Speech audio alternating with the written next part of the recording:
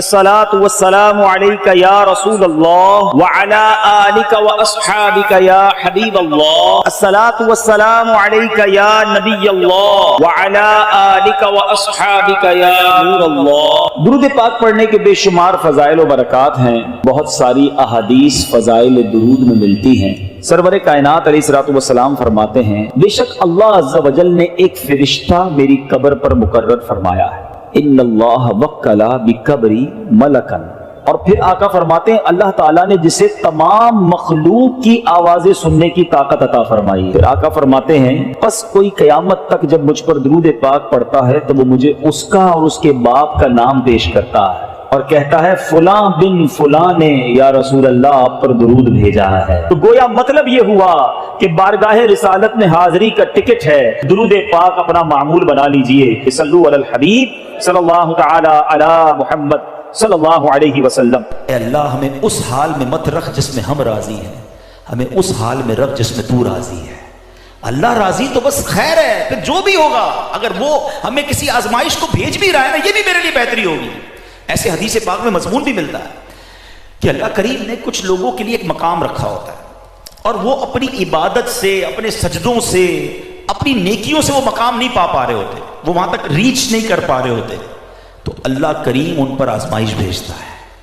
کوئی بیماری آتی ہے، کوئی ٹینشن آتی ہے، بندہ صبر کرتا ہے، اللہ اس کو وہ مقام دے دیتا ہے۔ کیا معلوم جو مجھ پر اس وقت ٹینشن آئی ہوئی ہے وہ میرے درجے بڑھانے آئی ہے، اللہ کی بارگاہ میں مقام بڑھانے آئی ہے، مگر میں ہوں کہ واویلا، بے صبری، چیخو پکار، معاذ اللہ، کفریہ کلمات تک لوگ بول دیتے ہیں۔ نہ کریں ایسا، زندگی کا ایک اصول بنا لو، پریشانی آئے نا میں جانوں یا میرا رب جانے، کسی اور کو کیوں بتاؤں، بلکہ ایک میں اور دل کی بات بتاتا ہوں، ٹینشن آئے نا تو بتایا نہ کرے دنیا والوں کو، دنیا والے کچھ بھی نہیں کرتے ہیں، سچ بتاتا ہوں کچھ نہیں کرتے، کر بھی نہیں سکتے اور کرتے بھی نہیں، بلکہ بعض اوقات مذاق اڑاتے ہیں۔ ہم جا کے بتاتے ہیں نا کسی کو میرا یہ مسئلہ ہے، ہمارے جانے کے بعد دوسروں کو بتاتے ہیں آیا تھا میرے پاس، اس کا یہ پرابلم تھا، اس کی یہ ٹینشن تھی۔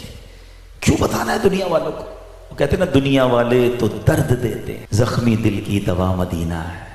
اللہ سے عرض کرو نا، اللہ کے نبی کی بارگاہ میں فریاد کرو، وہاں درود پاک پڑھیں۔ کیوں دنیا والوں کو بتاتے ہیں؟ دنیا والوں کو بتا کر آخر میں کہتے ہیں جناب ہم تو صبر ہی کر رہے ہیں۔ آپ صبر نہیں کر رہے جناب، آپ نے سب کو بتا دیا۔ ایک جملہ سب کو یاد ہوگا، اللہ پاک آپ کو صبر جمیل عطا فرمائے۔ آج کی تکیہ کلام بن گیا ہمارا۔ سوال کروں کہ بتائیے صبر جمیل کس کو کہتے ہیں؟ شاید کوئی بھائی کہیں گے یہ کوئی جمیل صاحب ہوں گے جن کے صبر کی بات ہوتی رہتی ہے۔ یہ کسی جمیل صاحب کا صبر کی بات نہیں ہو رہی۔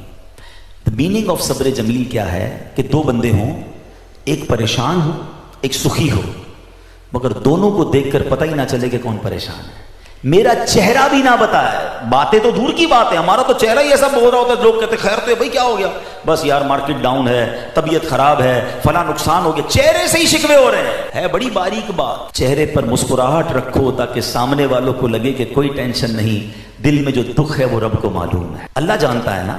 تو شکر کے ساتھ، صبر کے ساتھ زندگی گزرے۔ رب جب حل ہی رب نے کرنا ہے تو میں نے کسی کو کیوں بتانا ہے؟ ایک بار ایک صحابی رسول نبی پاک علیہ الصلوۃ والسلام کی بارگاہ میں آئے اور عرض کی کہ حضور میرے ساتھ اونٹ بھی ہے، کیا میں اس کو باندھ کر اللہ پر بھروسہ کروں یا ایسے ہی چھوڑ کر رب پر توکل کروں؟ تو نبی پاک علیہ الصلوۃ والسلام نے بڑا کمال کا ارشاد فرمایا کہ پہلے اس کو باندھو اور پھر رب پر بھروسہ کرو۔ تو ناظرین ایکچول تعریف توکل کی یہ ہے کہ ہمیں اسباب اختیار کرنے ہیں مگر خالق کے اسباب پر بھروسہ کرنا ہے۔ تو امید ہے کہ بہت ساری باتیں سمجھ آ گئی ہوگی۔ وہ رب سب کو رزق دیتا ہے، وہ ہمیں بھی دے گا۔ اللہ کی قدرت پر یقین رکھیں، اس پر بھروسہ رکھیں اور اس کی بارگاہ میں دعا کرتے رہیں۔ حرام کے قریب نہ جائیے اور ہمیں اپنے ہاتھ سے کام کرنے کا بھی حکم دیا گیا ہے، تو کوشش کرنی ہے۔ ہاں کوشش کر کے جو اسباب اختیار کیے اسی کو سب کچھ نہ سمجھیں کہ چونکہ میری دکان ہے اس لیے مجھے رزق ملتا ہے، نہیں، رزق جو ہے وہ رب عز و جل عطا فرمانے والا ہے، رازق وہی ہے، بھروسہ اس پر ہو اسباب پر نہیں۔ لیکن توکل کو اس طرح نہ سمجھے کوئی کہ جناب اب کچھ کرنے کی ضرورت نہیں ہے۔ ایک مرتبہ زمانے کے مشہور بزرگ حضرت سیدنا ابو مسلم خولانی رحمۃ اللہ تعالی علیہ کی زوجہ محترمہ نے آپ سے کہا کہ ہمارے پاس آٹا بالکل ختم ہو گیا ہے۔ یہاں موجود اسلامی بھائی بھی اور مدنی چینل کے ناظرین میں اگر کوئی تنگی کا شکار ہو، کوئی غربت کا شکار ہو، کوئی پریشانی کا شکار ہو، بہت غور سے یہ واقعہ سنیں۔ آپ کی زوجہ نے کہا کہ آٹا ختم ہو گیا ہے، اب روٹی کیسے بنے گی، کھانا کیسے بنے گا؟ آپ نے اپنی زوجہ محترمہ سے فرمایا کہ تمہارے پاس کچھ رقم ہے جس سے آٹا خریدا جا سکے؟ تو اس نے عرض کی کہ جی میرے پاس 1 درہم ہے، جو اون بیچ کر حاصل ہوا ہے. آپ نے فرمایا لاؤ وہی درم مجھے دے دو تو میں بازار میں جا کے آٹا لے آتا ہوں. آپ دکان پر آٹا لینے گئے, گھر میں ایک ہی درم اور اس درم کا بھی آٹا لینا ہے جس کا کھانا کھانا ہے.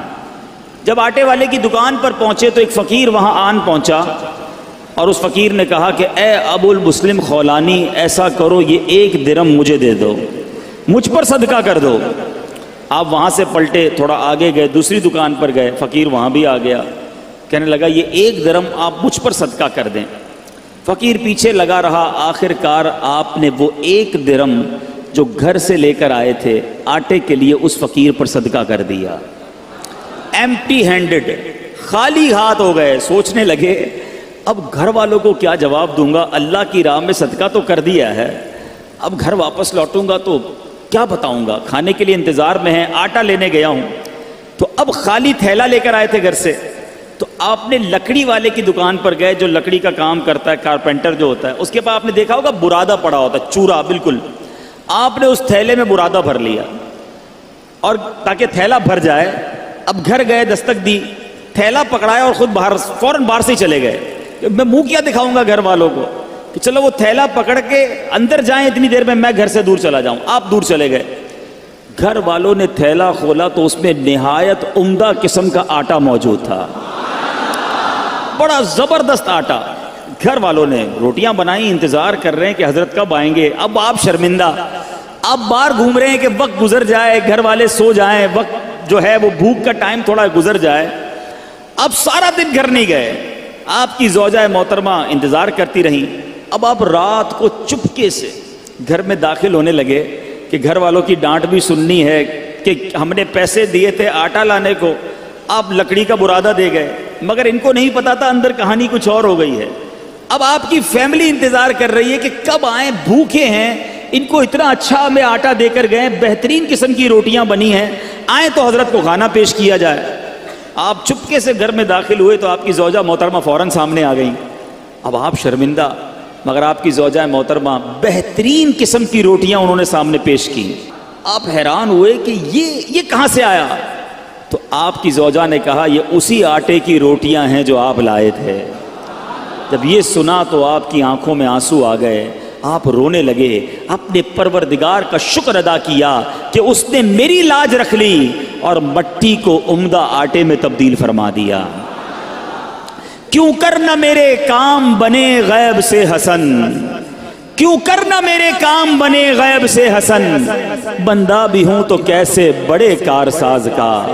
اے میرے میٹھے اسلامی بھائیوں اور مدنی چینل کے ناظرین, یاد رکھیے صدقہ دینا, محتاجوں کی مدد کرنا, ان کی خیر خواہی کرنا, یہ اللہ عز و جل کو اس قدر پسند ہے کہ جو مسلمان اخلاص کے ساتھ, دیکھیں یہ ایک شرط ضرور ہے, اخلاص ہونا ضروری ہے, اللہ کی رضا کی نیت ہونا ضروری ہے. دکھلاوا, واہ واہ, نام ہو جائے یا کسی کو صدقہ دے کر احسان جتائے, یہ تو الٹا ظلم ہے. یاد رکھیے یہ بہت بڑی غلطی لوگ کرتے ہیں. بلکہ قرآن کہتا ہے اے ایمان والو اپنے صدقات کو ضائع مت کرو, احسان جتا کر, تکلیف دے کر. اب یہاں کسی کو پیسے دیے, الٹا پھر اس کو یاد دلاتے, یاد ہے نا تمہیں نوکری لگائی تھی, یاد ہے نا تمہیں جناب میں نے قرضہ دیا تھا, وہ دن بھولے تو نہیں جب بچے کی شادی کروائی تھی. کتنا ذلیل ہوتا ہوگا شخص, کتنا دل دکھتا ہوگا اس کا.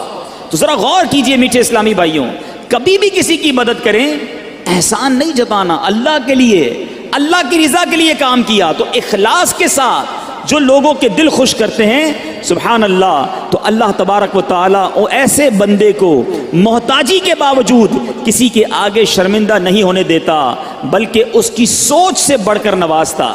بعض اوقات کچھ لوگ صدقہ دیتے وقت, خیرات دیتے وقت, اللہ کی راہ میں خرچ کرتے وقت یہ سوچتے ہیں کہ دوسروں کو دے دیں گے تو ہمارا کیا ہوگا, ہمارے کام کیسے بنیں گے, سب کو بانٹ دیں گے تو ہمارے رزق کا کیا ہوگا. غور سے سنیے, حضرت سیدتنا اسماء رضی اللہ تعالی عنہا فرماتی ہیں نبی پاک علیہ الصلوۃ والسلام نے مجھ سے ارشاد فرمایا صدقہ و خیرات مت روکو.